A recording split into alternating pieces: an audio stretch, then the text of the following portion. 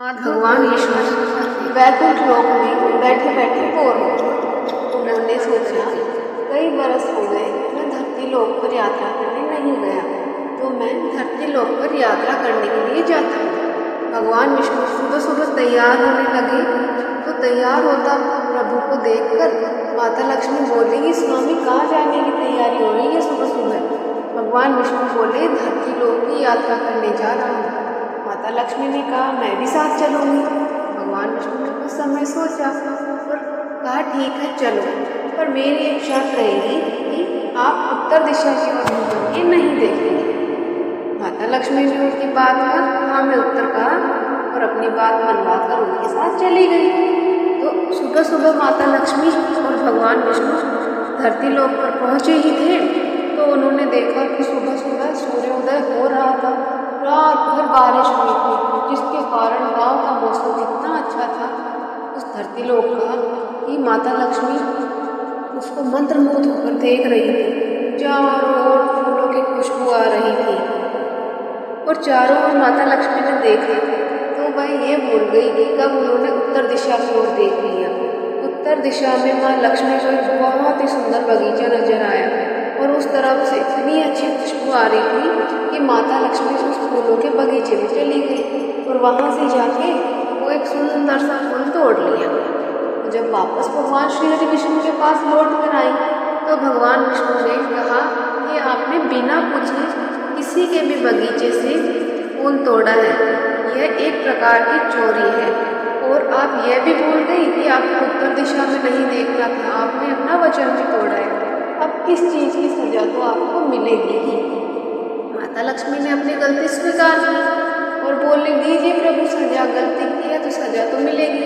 तो प्रभु ने कहा कि अब आपको इस जो किसान के बगीचे से आपने एक पुष्प तोड़ा है उसके घर में 3 साल तक नौकर बन के कार्य करना होगा।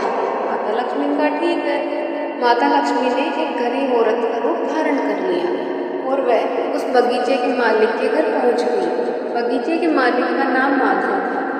उनसे प्रार्थना करने लगी कि हे बगीचे के मालिक या माधव या स्वामी, आप मुझे अपने इस बगीचे में काम करने के लिए थोड़ी सी जगह दे दें, मेरे पास रहने खाने के लिए कुछ भी नहीं है।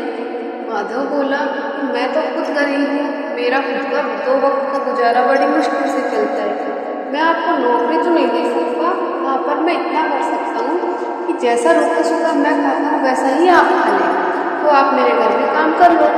माता लक्ष्मी ने कहा ठीक है।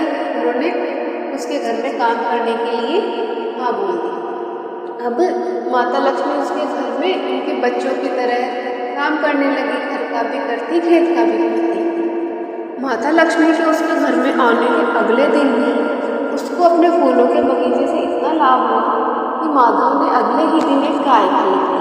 धीरे धीरे माता लक्ष्मी के चमत्कार से उसके घर में हर चीज़ में बरकत होने लगी, उसकी खेती अच्छी चलने लगी और भी उसको आय की स्रोत प्राप्त होने लगी। तो उसने धीरे धीरे करके कई खेत खरीद लिए, ट्रैक्टर खरीद लिए, जो झोंपड़ी थी उससे पक्का मकान बनवा लिया। अपने बीवी बच्चों को भी खूब सारे आभूषण, कपड़े, मिठाई, हर प्रकार की सुविधाएं देने लगा।